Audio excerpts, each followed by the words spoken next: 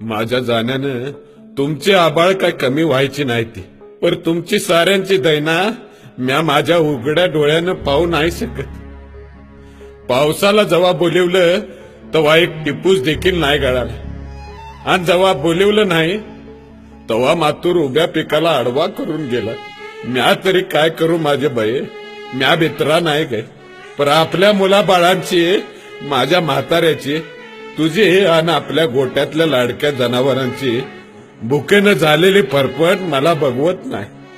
माझ्या पावलाच्या आवाजानं माझी लाडकी जनावरं उभा राहून आंबरायला लागायची. का तर आपल्या धन्यानं आज तरी हिरवा चारा आणला असेल म्हणून. पर मला रिकामा बघता आज ती मुकी जनावरं गप गुमान बसायची.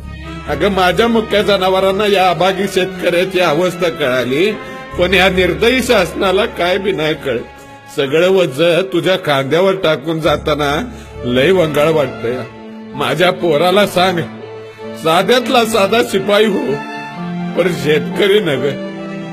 कारण साध्या शिपायांनी जरी संप केला तरी त्याचा पगार हजारांनी वाढतोय.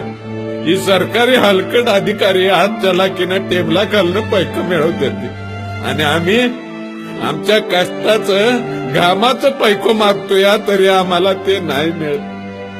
माझ्या म्हाताऱ्याला सांभाळ, रागीट आहे ती, पर लय माया लावतात. माझ्या जनावरांना रुसायला नको लावूस, माझ्या जनावरांना कसायला ऐकू नकोस. लय झालं तर रानावनात सोडून दे, पण आपलं धन कसायाच्या हातात देऊ नकोस. आणि माझ्या लाडक्या पोरीला सांभाळ, तिला माझा एक गोड मुक्का दे. पोरीला लय काम लावू नकोस. माझे बयेस 7 जन्माचं फेर घेतलं होतं, पर अर्ध्यात सोडून जातोय. मला माफ कर. तुझाच धनी.